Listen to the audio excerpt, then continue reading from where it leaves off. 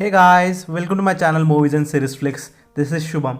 तो आज मैं सेक्स एजुकेशन सीजन 3 का फाइनल एपिसोड यानी कि 8वां एपिसोड एक्सप्लेन करने जा रहा हूँ। तो अगर आपने इससे पहले के एपिसोड्स नहीं देखे हैं तो लिंक मैंने आई बटन और डिस्क्रिप्शन में दे रखी है। So please go and watch it. So video शुरू करने से पहले अगर आपने मेरा चैनल सब्सक्राइब नहीं किया है तो प्लीज़ सब्सक्राइब करें और वीडियो को लाइक शेयर करना ना भूलें। सो एपिसोड 8 की शुरुआत में हम लाइला को देखते हैं जो अपनी छाती को कपड़े से लपेट रही थी और साथ ही में उसकी पसलियाँ भी टूटी हुई थी। ये भी कैल की तरह एक नॉन बाइनरी कैरेक्टर है। फिर हमें शो का टाइटल दिखाया जाता है। अब हम ओटिस और ओला को हॉस्पिटल में बैठे देखते हैं जो काफ़ी टेंशन में दिख रहे थे और हो गए भी क्यों ना। उनकी मॉम जीन ब्लड लॉस की वजह से पिछले एपिसोड में बेहोश हो गई थी। तभी एरिक भी हॉस्पिटल पहुंचता है। ओटिस आते ही उसे गले लगाता है। फिर ओटिस एरिक से अपना दुख शेयर करता है। ओटिस अपनी मॉम को गुस्से में बुरा भला कहने पर पछता रहा था। उसे अपनी मॉम की बहुत फिक्र हो रही थी। एरिक उसे सहारा देते हुए कहता है कि उसकी मॉम जल्दी से ठीक हो जाएगी।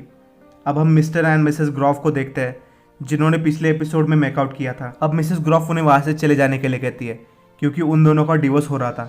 पर मिस्टर ग्रॉफ उन दोनों के बीच सब ठीक करना चाहते थे। एडम अपने रूम में उदास बैठा था। फिर वो एरिक से बात करने के लिए ओके करता है जो मैसेज एरिक तुरंत देखता है। पर ओटिस को उसकी ज़्यादा ज़रूरत थी इसलिए वो अभी उस मैसेज को देखकर अनदेखा कर देता है। ओटिस उससे इस बारे में पूछता है पर एरिक कहता है कि ये मेरे रिलेशनशिप प्रॉब्लम्स डिस्कस करने का वक्त नहीं है। पर ओटिस इतना सैड था कि वो एरिक से अपना ध्यान भटाने के लिए कहता है।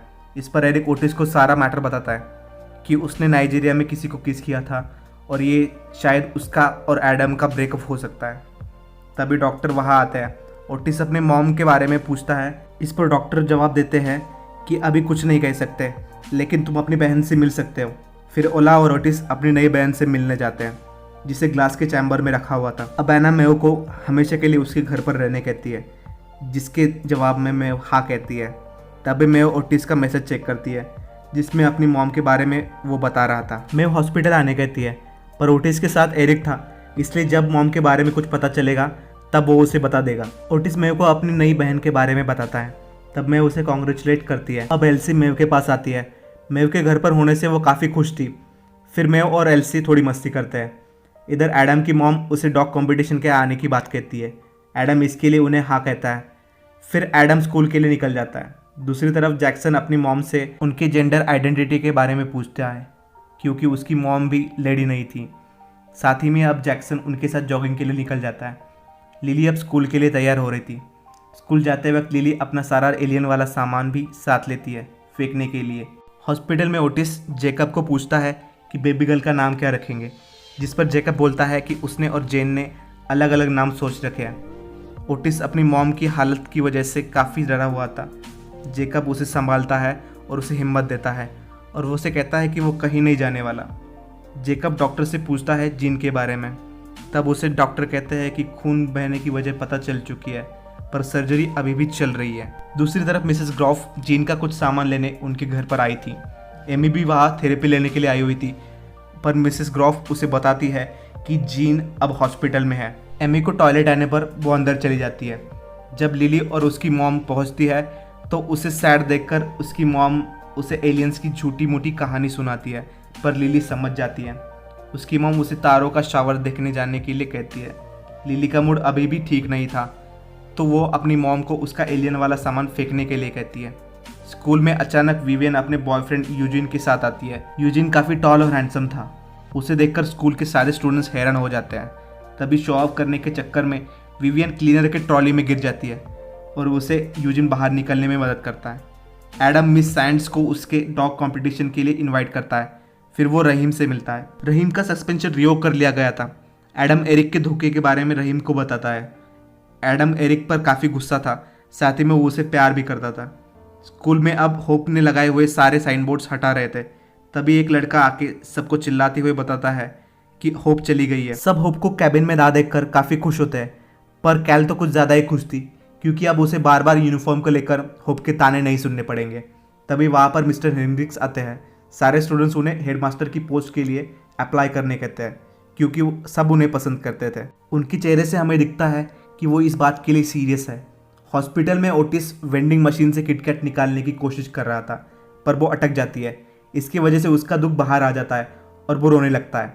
एरिक उसे दिलासा दे रहा था तभी एक आदमी उनके बीच में ही उन्हें टोकता है और कहता है कि क्या हो गया तुम्हारा। एरिक उसे वहां से भगा देता है। यार कोई आदमी चैन से रो भी नहीं सकता क्या। तभी जेकब आकर ओटिस को कहता है कि जेन को होश आ गया है। स्कूल में विवियन होप के जाने और यूजिन के आने से काफ़ी खुश थी।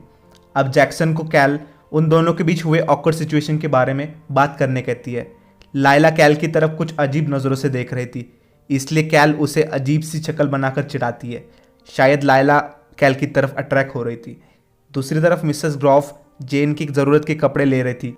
तभी उन्हें उस तरह का टॉय दिखता है। तभी एमी टॉयलेट से बाहर आती है।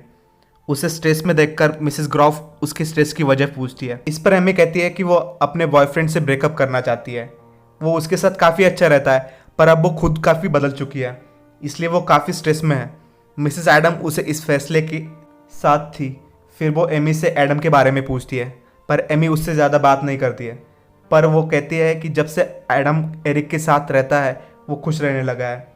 मिसेस एडम को बाहर आने पर याद आता है कि घर की कीज़ अंदर ही भूल गई है वो, और साथ ही में एमी अपनी बकरी को भी अंदर भूल गई थी।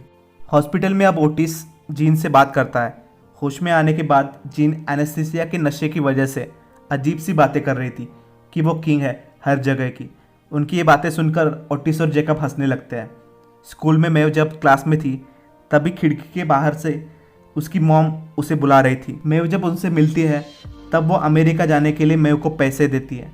उनकी बातों से हमें समझ आता है कि वो मेव से कितना प्यार करती है। मेव की आंखों में भी आंसू आ जाते हैं और वो उन्हें गले लगा लेती है। फिर उसे ओटिस का मैसेज आता है कि उसकी मॉम अब ठीक है। मेव उसे रिप्लाई देती है कि ये सुनकर वो काफ़ी खुश है। ओटिस उससे मिलना चाहता था तो मेव उसे कल मिलने कहती है। इधर कैल और जैक्सन बात कर रहे थे। कैल लड़की नहीं थी और जैक्सन उसे लड़की समझ रहा था, इसलिए कैल को लगता है कि ये रिलेशनशिप अब वर्क नहीं करेगी, इसलिए वो जैक्सन से सारे रिश्ते तोड़ देती है। पर वो अभी भी दोस्त रहेंगे। स्पीकर पर अनाउंसमेंट होती है कि 12th क्लास के सारे स्टूडेंट्स कॉमन रूम में आ जाइए। मिस सैंड्स मार्क से हेड टीचर की पोजीशन के लिए बात करती है, पर मार्क कहता है कि हम इस वक्त एप्लीकेशन नहीं ले रहे। स्कूल में लिली की स्टोरी पर एक स्टूडेंट उसकी साइन मांगती है और कहती है कि वो उसकी फ़ैन है। इससे लिली खुश होकर अपनी मॉम को मैसेज करती है कि वो आज रात स्टार शावर देखने जाएगी। अब एमी मिसेस ग्रॉफ को घर की बालकनी में चढ़ाती है चाबियाँ लाने के लिए। ऊपर पहुंचने पर वो देखती है कि एमी की बकरी ने जीन की सारी अडल्ट कलेक्शन को चबा लिया है। अब मार्क सारे 12th के स्टूडेंट्स को कहता है कि कल आप लोगों ने जो तमाशा किया था उसकी वजह से हमारे सारे इन्वेस्टर्स ने सारी फंडिंग वापस ले ली है, इसलिए मजबूरी में हमें इस स्कूल को डेवलपर्स को बेचना पड़ रहा है। तो ये टर्म के एंड तक आप सबको आपकी अपनी स्कूलिंग पूरी करने के लिए दूसरे रास्ते ढूंढने पड़ेंगे। ये सुनकर सारे स्टूडेंट्स काफ़ी डिसअपॉइंट हो जाते हैं। अब एरिक एडम से मिलने आता है।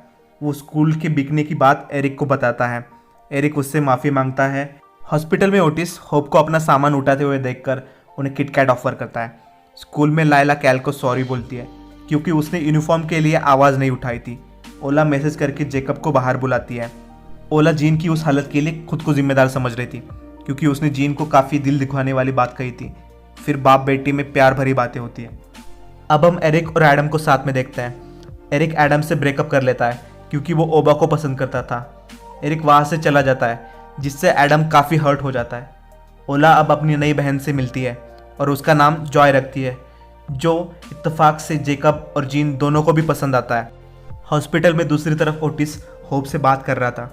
होप तीसरी बार IVF के लिए ट्राई कर रही थी और वो ये बात जानती थी कि इस बार भी वो माँ नहीं बन पाएगी। उसका हौसला टूट चुका था, इसलिए वो रोने लगती है। उसकी प्रॉब्लम सुनकर ओटिस होप को कहता है कि आप स्ट्रांग है क्योंकि आप अपनी कमज़ोरियों को एक्सेप्ट करती है। ओटिस को होप को समझाते हुए जीन सुन लेती है। फिर जीन ओटिस को अपने बेड पर पहुंचाने कहती है। इसके बाद जीन उसे थेरेपी में आगे बढ़ने कहती है क्योंकि वो इसमें अच्छा है। ओटिस जीन से उनके रिलेशनशिप्स के बारे में कहने के लिए माफ़ी मांगता है और कहता है कि मुझे आपकी ज़रूरत है, मैं आपके बिना नहीं रह सकता। दोनों माँ बेटे काफ़ी इमोशनल हो जाते हैं। ओटिस घर जाने से पहले जीन को मेव के बारे में बता देता है कि वो उसके लिए काफ़ी स्पेशल है। इस पर जीन मेव से उसे मिलाने कहती है। उसके जाने के बाद जेन एनवलप खोलती है जिसमें एमी ने माफ़ी मांगी थी क्योंकि उसकी बकरी ने जेन का सारा अडल्ट मटेरियल खा लिया था।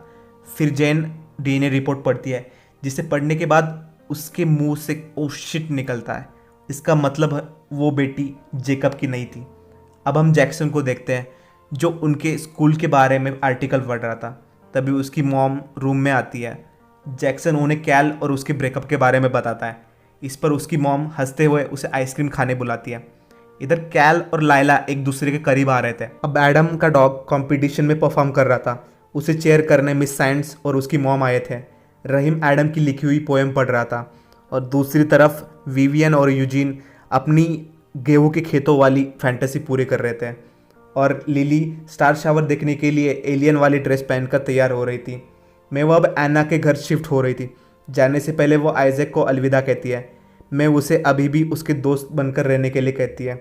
कंपटीशन में एडम का डॉग जीतता तो नहीं है, पर उसे बेस्ट डेब्यू परफॉर्मेंस के लिए स्पेशल मेंशन मिलता है।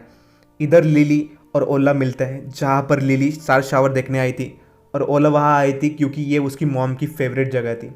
कंपटीशन खत्म होने के बाद एडम को रहीम का मैसेज आता है उसके पोएम के बारे में। फिर एडम उसकी मॉम को एरिक के बारे में सब सच बताता है कि एरिक उसका बॉयफ्रेंड था और अब उन दोनों का ब्रेकअप हो चुका है। ये सुनकर उसकी मॉम उसे गले लगाती है। वो उसकी मॉम को कहता है कि डैड को मत बताना कि मैं जीता नहीं, क्योंकि वो डिसअपॉइंट हो जाएंगे। इधर मिस्टर ग्रॉफ डिनर की तैयारी कर रहे थे। तभी मिसेस ग्रॉफ डिनर पर ना आने का मैसेज भेजती है और उनकी शाम बर्बाद हो जाती है। ओटिस जब ट्री हाउस पूरा कर रहा था तभी एरिक वहाँ आता है, ट्रेडिशनल कपड़े पहन के और गोल्डन मेकअप लगाकर, जैसा वो चाहता था। वो ओटिस को उसके और एडम के ब्रेकअप के बारे में बताता है। इस तरफ ओला और लिली स्टार शावर के लिए काउंटडाउन कर रहे थे, पर स्टार शावर नहीं होता। इसके वजह से लिली के साथ साथ सब निराश हो जाते हैं। वो वहाँ से जा ही रहे थे कि तभी स्टार शावर शुरू होता है।